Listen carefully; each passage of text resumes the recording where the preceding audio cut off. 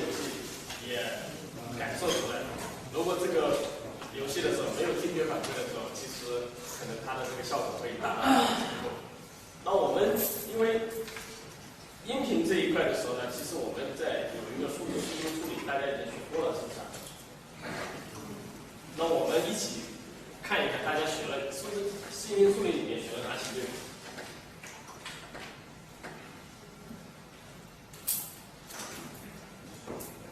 数字视听处理里面学了哪些内容？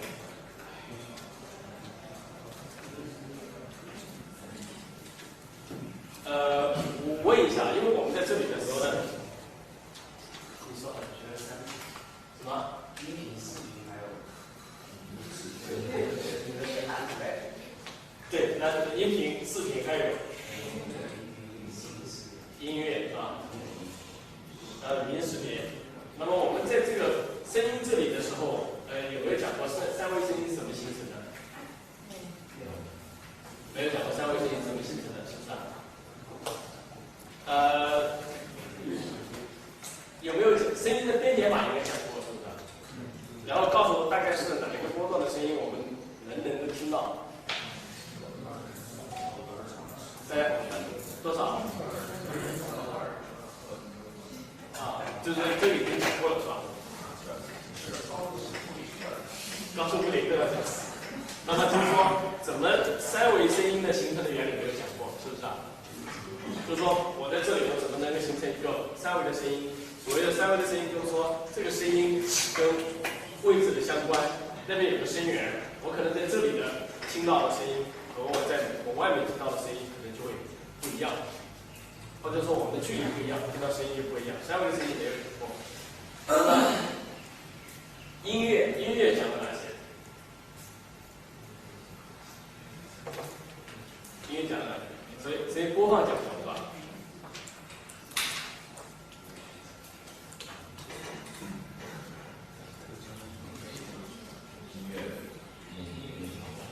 没讲。那音乐里面想到了什么？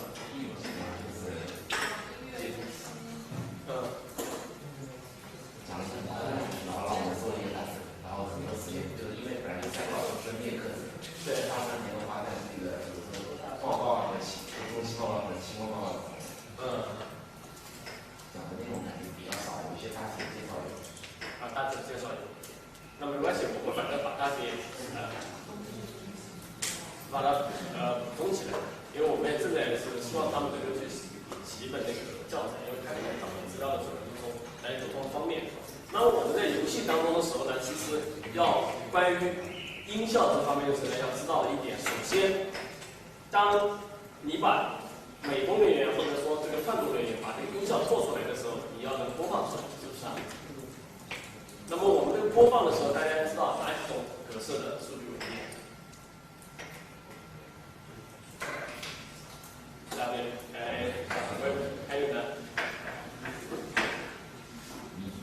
？MIDI 的，这个也有播放。还有呢？播放器格式。那么我们就知道了啊，其实的时候呢，那么大家去做视听处理里面，像这个用了哪些这种声效的这个处理的？DrawX 里面有一个这个 audio 的这个模块，大家用过？也没有用过，是不是？也没有用，那没关系，那我们反正就去简单的去讲一讲，然后这个声音的大小的这个调整，大家知道吧？就是说我这个声音强度怎么去调，这个知道吧？就是什么调频？就是说，当你给了你一个文件的时候啊，我要把它音量调小一点，这些。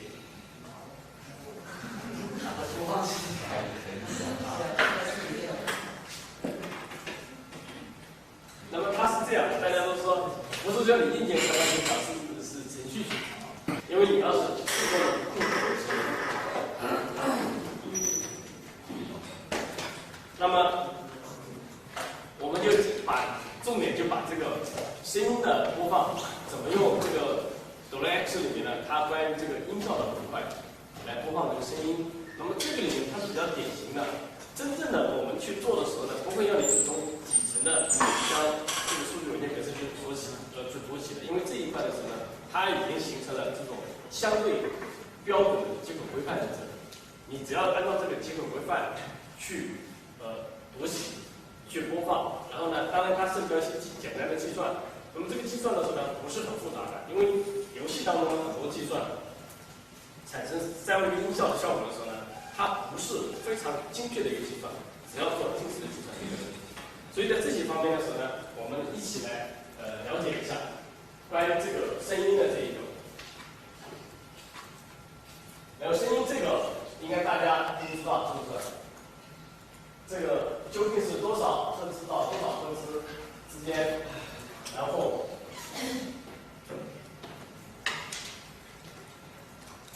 来做这个声音，大家都会知道说，以前我们还装计算机的时候，还会装一块声卡，大家知道不知道？现在有的学就装声卡，是吧？对，就是装主板。就以前它在这里呢，不是在这里有提供我们以前的声卡、氦卡的种种的普遍的历史，是不是啊？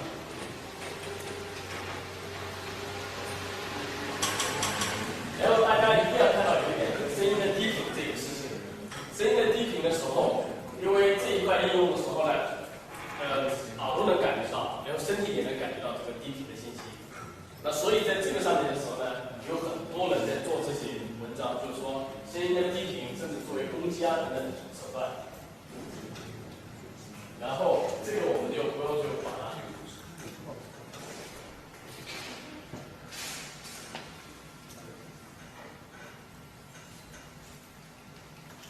然后这个里面大家说，你看有一个外部肯定格式，是不是啊？大家都会说精确的说清楚了，说哦，你这个外部肯定格式的时候，它其实是一个声音在这里都表现为波形，是不是啊？即便是波形的时候，它就有正负，是不是啊？它还有频率，是不是啊？说这个声音很尖，它是指频率还是指正负？频率。那所以就知道这些简单的属性的时候呢，就会知道。然后它这里一到音效声音的时候呢，都会有编解码，是不是啊？那么我们现在就不用去管它怎么去编解码，因为它都已经集成在这里了，你只要调它这个多媒体的这个控制接口就可以了。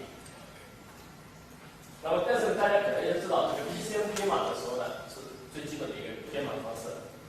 然后采样有采样的频率，然后采样有采样的品质。那么它在这里呢，其实跟图像很像。那么图像很像的最后的时候呢，是说，你看我是用8位还是16位，代表的是说我记录下来的，因为我要进行离散化嘛，我用8位离散一个音高，还是说我用16位去离散一个音高，这样得到的音效是不是更加的细腻？是不是啊？那其实这个道理是一样的。第二个的时候呢是频率。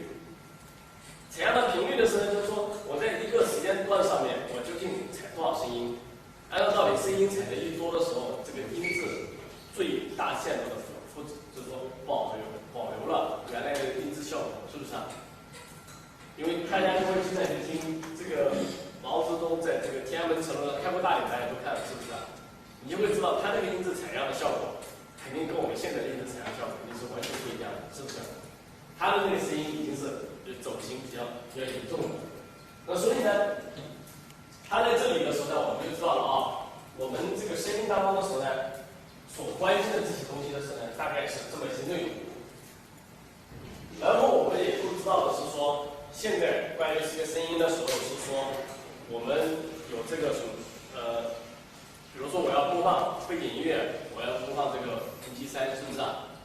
然后我要播放这个一些视频动画，我可能会有这个 MP4，或者是说 Flash 里面那些内容，我都可以把它变成这个 FLA 格式，我可以再播放出来。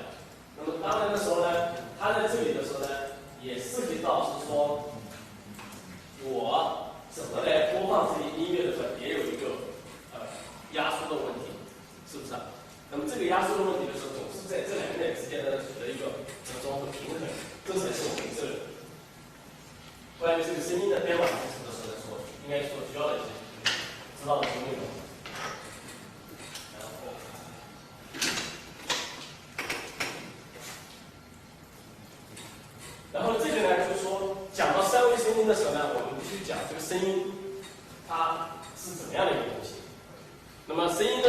它是一个时乐上的函数。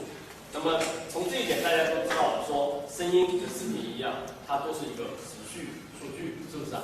因为它都是随时间变化的一个函数，是不是啊？你这个波形正负，你可以把它给描述成一个函数。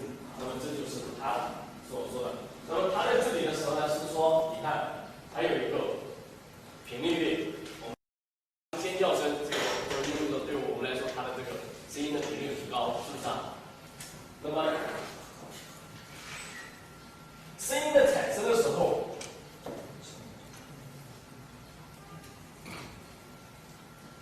大家都会看到是说，它这个频率列的时候呢，不是指我们的采样频率，是指我们感受到的声音，是不是啊？那么它在这里的时候呢，跟我们的感知相关。那么这个感知相关的时候呢，包括很多方面的内容，包括一些乐器，包括一些人为的音效等等。那么声音产生了，然后声音就会传播。那么其实大家都在这学建筑，如果你学这个剧院的这个设计，是不是啊？剧院的设计，大家都会知道说，希望把这个声音是什么，不要产生这种回音，是不是啊？那么能够保持原来的音质。那么这个声音的传播的时候呢，他说有这个遮挡，有这个材质，有这个不同的这个场景。那么比如说大家现在大学里面生活里面可能最常见的一件事情，就是说浴室里面在唱歌，是不是？然后你会看到说有人专门去研究了这个事情。他说为什么在这个时候空间里面，它这个声音是很多人喜欢去唱的？因为它这个一个是空间比较狭小，容易形成这种回音，相当于一个扩音器一样的一个效果。而且呢，就是说这个上面这个空气的湿度跟墙壁的湿度比较大，然后呢，对这个声音呢会把这个声音变得更加的圆润，起到一个美化的效果，所以很多人愿意。所以说，当然也是心理上也是一种需要，说我在这里。那其实呢，就告诉我们很多东西的时候呢，是跟这个声音的传播呢，它是密切相关的。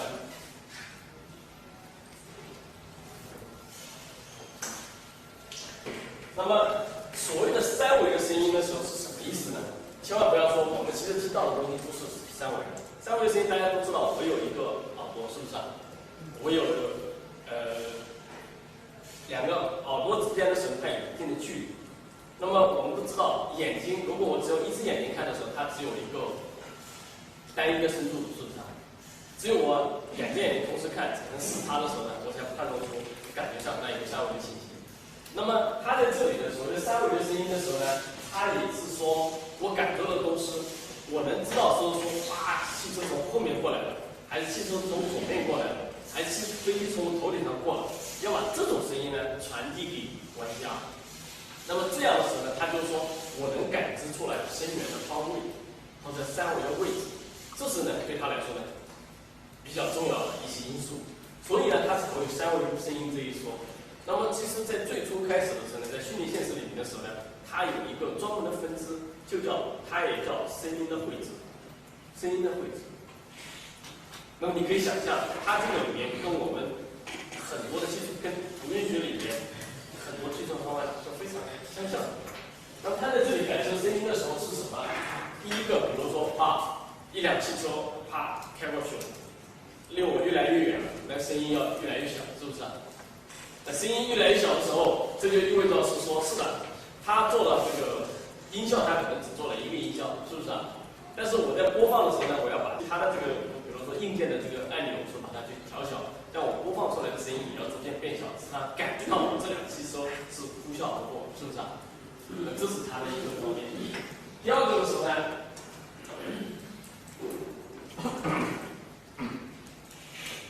它是说我的这个声音从左边发出来了，我这个左边的耳朵听到了什么？要大一些。我从右边发出来的，那么我从右边的这个左右两个耳朵之间是有差异的。那么这个时候呢，就会产生了我们所说的有一个叫立体声效果，是不是啊？因为我们大家知道左右声道分开的时候，你才会产生这种效果，是不是啊？就是当我一个声音就知道了啊，然后它会精确的告诉你，就是说，当我这个声音在我的左边的时候，到我的右边的时候呢，那么它们之间究竟有多大的差异性呢？它会说哦，有一个微妙的一个差异性。那么这样的时候呢，才你感知出来哦，我能感知到那是左边发出的声音，那是右边发出的声音。那么这样一来的时候呢，你才能感受到声音的方位。当然，它并不完全是说我在一个空间中就充满立体的声音的效果。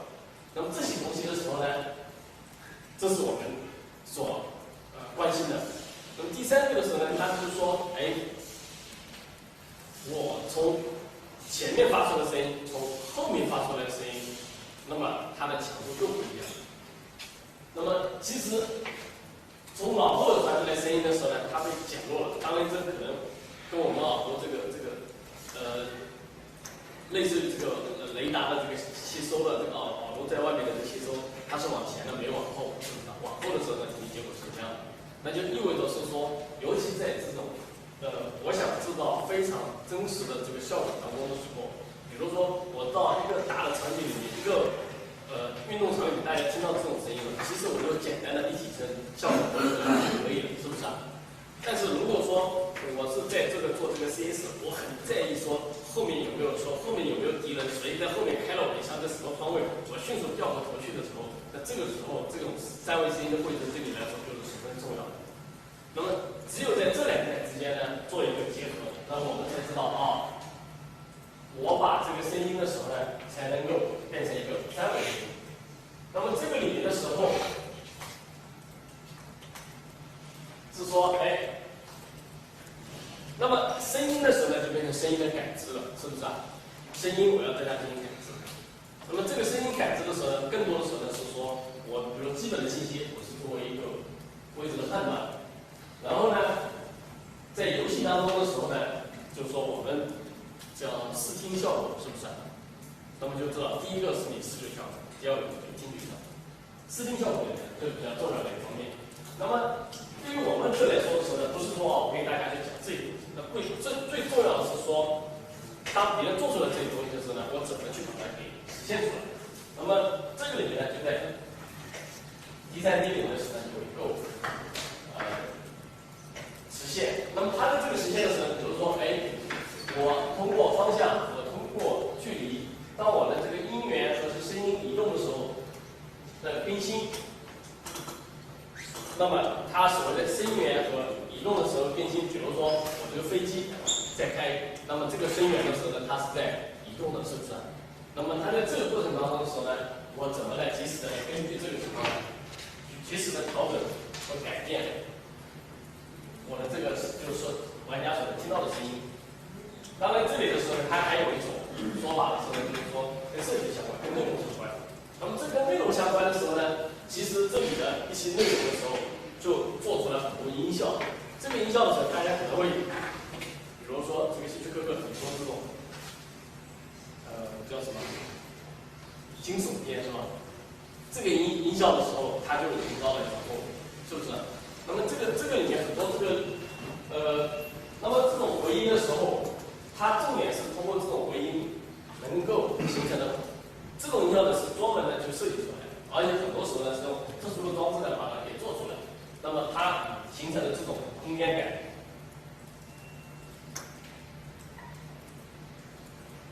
那么这个游戏当中的时候呢，我们在做的时候呢，基本上是说，第一，声源的位置、方向、传播方式，能从这几个方面来判断，我就可以来获得我关于游戏当中这个音频编辑。那么当然在这里做的最多的时候呢，你可能是，比如说这个汽车，那我们一些山洞里面它发出来的这个声音，那么它都有一个回音效果的这个计算。那么这个回音效果的计算的时候呢，大家都会知道是说，我既然是个波形，向各个方向发出声音，那么也都可以精确的计算出来。声音的位置是可以精确出来说，你传到耳朵里面的声音。第一个就是说这个在时间上相差多少，要强度上相差多少，实际上都可以计算出来的。但是我们在游戏当中的时候呢，可能会做的不是那么精细，但是呢，现在的时候呢，都用现有的方式、现有的这个技术去做的时候呢，都可以去做得很好。那么我们对声音的操作的时候呢，大家都会说涉及到一个实时的编辑和合成。那么这个编辑和合成的时候呢，包括你去调整这个它的这个音频。那么因为大家都会知道是调频调幅，大家都知道是不是？调频收音机，调频收音机知道吧？知道。调幅正负，正负调声音的正负是多大？那么它的这个就调制了，然后再进行检调。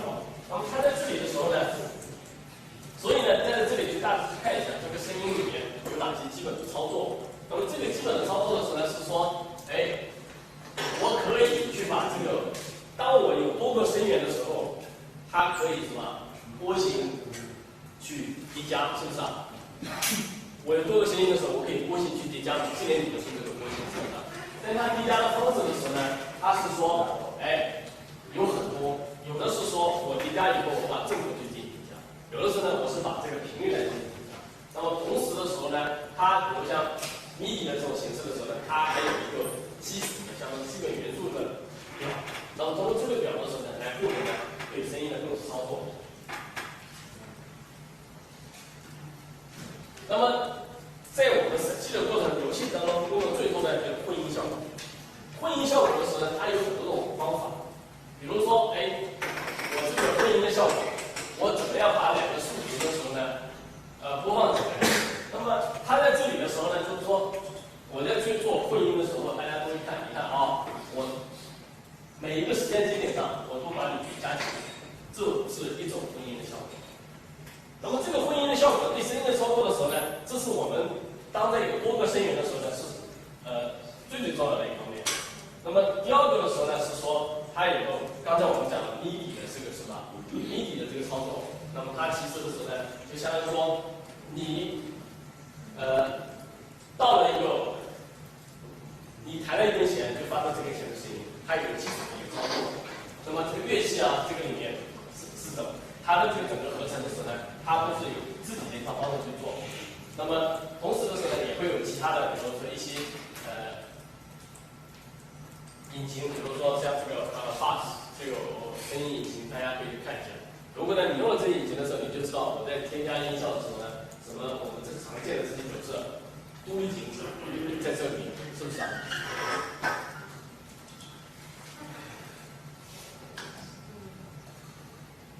这个的时候是不是大家这个用的最多 ？FMOD 的这个用的最多，大家知道这个？也知道是吧？那没关系的，大家都去看一下这个里面的时候呢，这个游戏引擎的时候呢，大家可以去这个用的是比较少一些，这个呢用的最多，大家呢可以去如果说大家去做效果的时候，都可以去看一下。那么还包括这个Multibug等等啊，这个里面是这样的一个，包括那么现在的最专业的时候呢是这个，当然是这个杜比编码，是不是啊？我们都知道这个杜比去噪的时候，它在这里，现在它的整个公司就靠这一项专利，每年要收好几个亿。那么德莱 X 里面的时候呢，其实它现在的时候呢，已经把这个最初的时候是德莱 Sound 和德莱 Music 分开的。那最新的时候呢，它已经把它给合成，最新的版本是把它合成在一起。那我们反正把这个内容呢，可以讲给大家，大家都知道它本质上呢都是同样的学位。那么在这里的时候，它尤其讲这个里面的这个声音的这一块。那么这个里面的声音的这一块的时候呢，因为它这个声音呢是跟底层的硬件呢是密切相关的。那么跟德莱 Music 的时候呢，它更多的时候呢是说是模仿和这个 play 的。那么我们在这里的时候呢，去看一下它的这个三维声音是怎么去做的。那么它在这里的时候呢，最常见的文件，比如说外部音给色，我究竟怎么样来用 Alexa 把这个外部文件把它给load进来，把它给播放出来？那么这是最基本的一个操作。当我再进一步的时候呢，我怎么来使用这个三维的这个声音那么它在这里做的时候呢，它其实有几个呢，就是说这个 stream 大家都知道，就是说把它作为一个媒体流，是不是啊？流对象。那么流对象的时候呢，就可以对它做这种流的这个播放。那么它这个声音格式和这个内容的时候呢，它有一个基本的一个buffer。就这个 buffer 的时候呢，它有一个按 buffer 来进行这个混音处理。那么这个混音处理的时候呢，第一个是说两个频率不一样的内容到这里的时候，我怎么对它把它做混音处理？当它们频率不一样的时候呢，我当然知道了，你们当然频率不一样的时候呢，共频共振是不是？那所以它会把这一块给加强的。那么在这里的时候，我把这个混音处理以后的结果的时候呢，就说了输出设备，所谓的输出设备主要就是扬声器。那么其实对我们这来说的是呢，都没有什么这个问题。那么它在这里的时候呢，可能就是说，我在这个音效处理方面的时候呢，要注意第一个我怎么去播放声音，第二个呢我怎么去改变这个音量，它这个就是三维的。那么第三个的时候呢，它是这个频率是怎么去，它这个频率是怎么去改变。那么这里的时候呢，改变以后会产生什么结果？这个我们就需要我们去进一步的这个确认。同时呢，我这个三维的声音怎么去计算播放？三维的声音是需要我们去计算一下，就是说我计算了以后，我根据我的位置不一样，我要把我们刚才提到的体现出来。那么，比如说这个播放声音，播放声音的时候呢，这个玩骰子，这个大家都玩过是吧？应该都玩过。那么所以它有这个不同的一个音效。那么这个里面的时候，比如说它扔下去的时候，它有一个音效效果在那里，是不是？我不同的这个骰子可以有不同的这个声音。那么它在这里的时候呢，你就看它怎么去播放。那么它首先呢是说，在本来这里面的时候呢，它首先有一个声音的一个管理器。那么这个管理器的时候呢，它是管理所有的这个声音在整个应用当中所有的声音都可以它去管控。第二个的时候呢，它要创建一个声音的对象。那么有了这个声音对象以后呢，我们刚才提到的所谓的这个什么 primary buffer， 这个什么 secondary buffer， 它全部在它里面。那么它的整个计算和这个混音处理的各种效果的时候呢，都是基于这个它的这个普通训练进行计算。那么第二个的时候呢，是说，我要这个 timer 大家都知道是一个定时器，是不是啊？如果我去采集声音，我要去什么？我要播放声音，我要做什么？那么它在这里呢，跟我们密切相关的是呢，因为这个定时器跟我们这个频率是密切相关，是不是啊？我以多高的频率，我来去播放和采集我一个内容。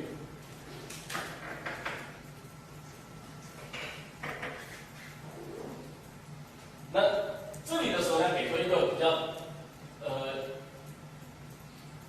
详细的一个代码的时候呢，大家都会看到是说，我初始的阶段是生成了一个 song， 然后呢生成了一个对象，然后呢把它进行初始化。那么初始化之后，然后我就知道了是说，你这个处理播放的声音什么时候结束，什么时候要去重置。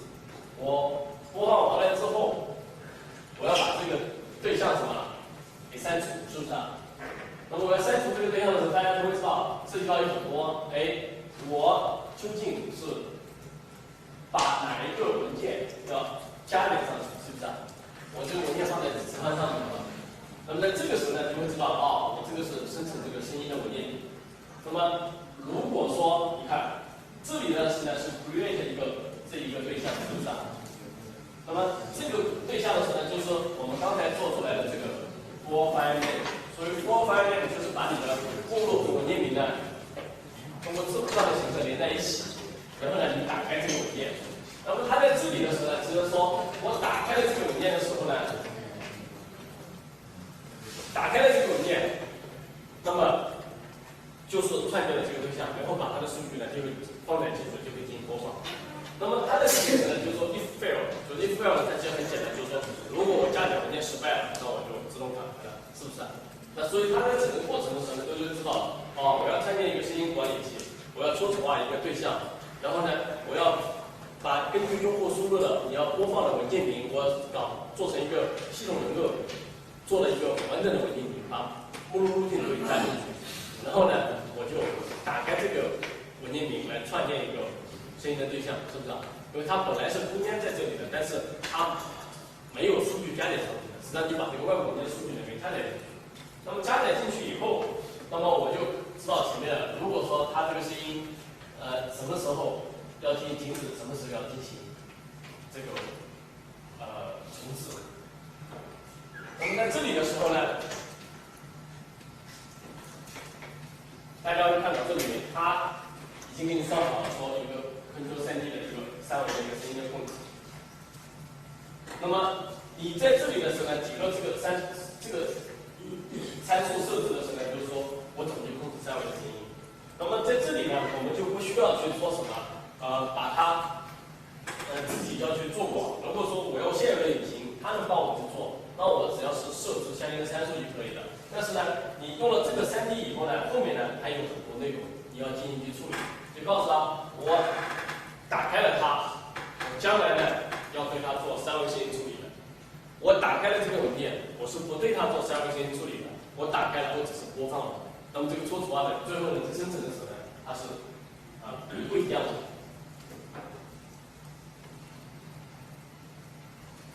那么我可以对它处理，我可以对它做哪些处理？那么我可以对它的处理是什么？我要修改音量，我可以修改频率。那么大概是所谓的修改音量，我们知道音量是修改什么？振幅还是频率？振幅是不是啊？就是我可以修改它的这个。那么第三个是呢，我可以移动声音。那么就是说这个声音呢，这个声源呢，我们光源声源的话，它是移动的，是不是？那么第二个呢是说我可以进行音效，我可以进行这个三维声音处理。那么播放这个声音的时候呢，正常讲播放的时候呢，就是说我延迟最多延迟多少，然后我它的这个频率等等这个方式的时候呢，我是不改变的。大家都会看到是说，我有一个延迟，我当前的情况是怎么样？我怎么去播放？但是我播放了以后呢，它这个送到这里面播放出来的这个结果的时候呢，它自己频率和这个振幅呢，我是不做任何的改变，我只是去播放。那么这就是我们一般说的播放声音。那么它在这里的时候呢，有个这个播放声音的时候呢，那么它在这里的时候有一个它的这个叫 get free buffer。那么它在播放的时候，这个 get free buffer 的时候呢，它其实这个创建的时候呢，大家都可以把为什么叫声音的绘制，就是跟我们图形学里面我们做动画的时候，或者说我在屏幕上要显示出来内容的时候，我在显存里面，在显卡上的一个内存里面，是不是也有跟它同样的内容一个 buffer 大致放在这里，或者到屏幕上这个显示出来，是不是啊？那么它的这个道理呢，其实从编辑结构上来说呢，它是一样的。那么有了这个的时候呢，你就知道我要有了这个 buffer， 我才对它进行做。那么大家也会知道是说，为什么说它要 get 一个 free buffer 的时候呢？它其实管理的时候呢，跟我们的窗口管理很类似的，就是说我每次窗口管理当前有一个活动，你也会知道说我最多申请多少个，是不是啊？如果当我打开很多窗口的时候，终于有一天你发现它会不动的，为什么它显示不了了？或者说它要跟主存跟内存之间要进行这个不断的切换。那么它有最多的打开最多的这个声音的这个构数，那这个里面呢也是它的一个限制。那么当然这个音量跟这个静音它有这几个参数，就是说什么时候我说你一点声音都可以发出来，那么它有一个设置。其他的时候呢，就是说你的这个还可以对它增加频率。我在原来的里面基础上，我可以对它增加频率。那这个时候呢，就是说它的频率你在播放的时候呢，也可以去改变。那么这个是呢，就是说我们简单播放的这个结果。那么这个类的时候呢，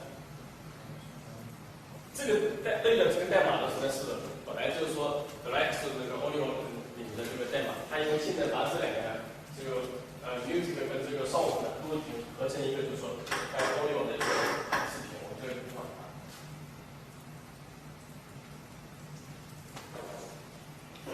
第二个就是呢，它是怎么去改变音量和它们之间这个移动的这个频率。那么这个音量的时候呢，大家都会看到说，我这个跟视频处理很像。第一呢，我改变这个时段；第二呢，就是说启动和急速的时候它的音量。那么这里面呢是呢有一部分呢是跟我们音效有点相关的，比如说我们这个音乐起来的时候，它是比较缓慢的起来的，是不是啊？我就从没有声音到慢慢的有一个声音。当我最后这个结束的时候呢，不是说戛然而止，是不是啊？它也是慢慢的一个结束，就类似于我们视频的数字媒体后处理里面，大家有一个带入带出的这个效果，大家有没有印象？那所以它在这里调整的时候呢，说我们经常在这里呢是做一些这个动作，然后呢启动和结束的时候，声音移动的位置。那比如说这个刹车的声音，是不是啊？它这个移动过去以后，它慢慢的有个消失。你不能说刹车刹完了以后立刻消失掉了，立刻消失掉了以后呢，虽然做的时候它没有这个音效，但是呢你要立刻消失掉呢，不符合我们这个声音对声音的感知。比如说我这个刹车的声音，它可能车子是停下来的，是不是啊？但是我可能感知的时候呢，它还是因为在环境里面不断有这个声音反馈回来的反馈，就是说然后传到我的耳朵里面，经过它这个音源其实已经有了，大家类似这种慢反射的这种效果没有我的耳朵里面，是不是啊？也慢慢消失掉了。因为在自习东西的时候呢，它在要做这种处理。那么你来做这个处理的时候呢，它允许你设置它的距离，那我可以来改变声音，我也可以通过它的这个滑动条，我来改变它的这个整个的位置。所以呢，它在这里的时候，你看它，我要从哪几个方面去设置？第一个时刻、距离，大家都会看到这些东西，就是说我播放开始的时候一些信息，播放结束之后呢一些信息，然后它们结束的这个距离在哪一个位置？在开始的时候在哪一个位置？那么从这个过程当中，就是说我能够形成三维的这个声音和效果。那么当然这里的时候呢，就是说我在做设置的时候呢，这些东西的参数的时候呢，我都能设置上去。能设置上去呢，就可以对它进行调整。最后它在这里最核心的这个函数的时候呢，我说 play 的时候呢，那么大家就去看，说我 play 的时候，它会有就是说原来的频率是什么？我怎么替它进行这个叠加？用这些参数呢，对它进行叠加。那么叠加上去以后呢，那我们就知道了我在这里的时候呢，就可以把这种声音对它的做一些简单的音效的处理，是指你美工做好了以后，我对它做一个音效的处理。那么它在这里的时候呢，就是说还有一个是说我怎么去改变，我可以根据距离去算。那么它这个距离的时候呢，它也是一个近似的距离。你因为我们很多时候是说音量改变的程度，它是知道的。也并不代表说他在100米的时候，我听到的就是那个声音。其实人是相对在比较当中，说声音慢慢消失了，那这是一个过程。我感受到的这个过程，就是说，我有一个三维的声音，它在远处，由远到近声音我逐步的加大，我就知道它靠近我。所以他在这里做的是呢，所谓我们算这个里面的这个播放音质和这个距离的时候呢，它不是我们所想象的这样。说我有一个绝对的值，它是一个相对的值，然后呢，也可以对它进行这个计算。那么这个三维功能的时候呢，它在这里的设置的时候呢，说它有一个3D buffer， 有一个3D 的这个 listener， 因为大家都知道的是说三维的声音，我要设置这个人的位置，是不是啊？因为它是跟人相关的。当我在一个玩家、2个玩家，或者说1群玩家在这个里面的时候呢，它这个之间呢是不一样的。那么它在这里的时候呢，3D buffer 的时候呢，是代表了是说它的音源在什么地方。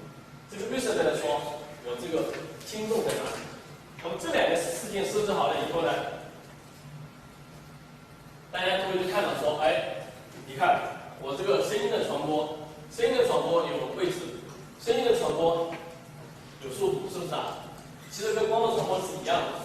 那么然后声音的传播的时候呢，大家都会看到，我们正常图案画那个声音的结果的时候，都会画成一个圆，好像这个是逐步变小的一个声音，是不是啊？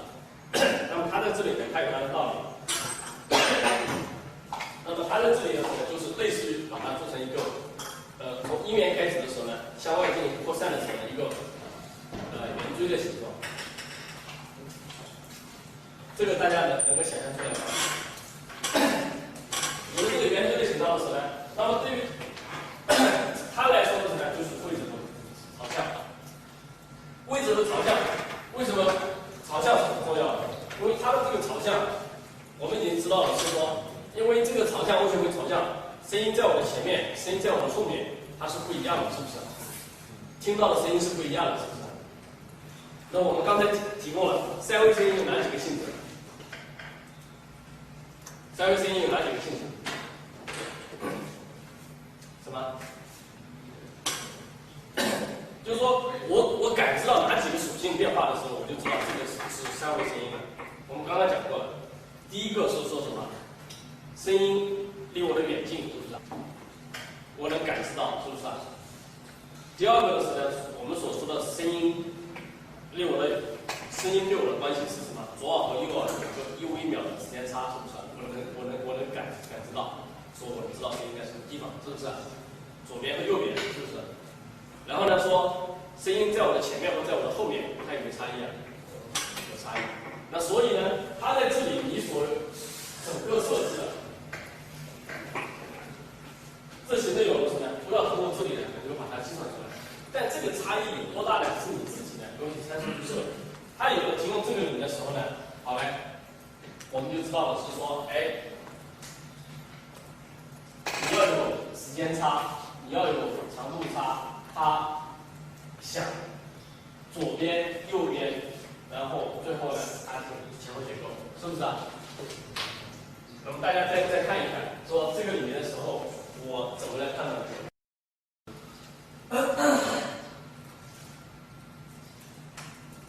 那么当你要去直接去计算的时候呢，这个还是有点复杂的。说第一，它直接进入人造；第二呢，通过一次反射、多次反射，然后声音有遮挡，最后呢也传到了我的感受器，声音的感受器。那么它在这里的时候呢，其实我们在很多过程当中的时候呢，你可以说，大家都有一个光线跟踪，是不是啊？那么如果你在虚拟线的环境里面一定要去计算的时候呢，它有一个声波跟踪。这个声波它怎么在各个不同的光线传播，怎么在传播路径上有这个衰减，然后我怎么去做？那么在这里的时候呢，你真的要去做一个声音的绘制，但我们实际去做的时候呢，都是用非常简单的理论去做。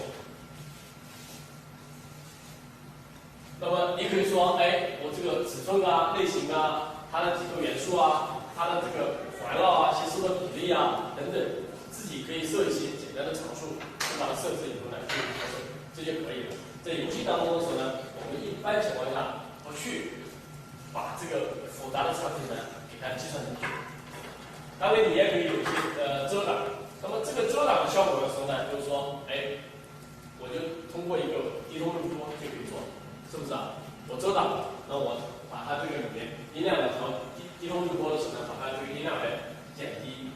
那么它的这个回波的效果，我在声音的传播的时候呢，它材质之间呢没有直接通到它所有的回波效果的时候呢，我们是在遮挡当中很直接把它给避免。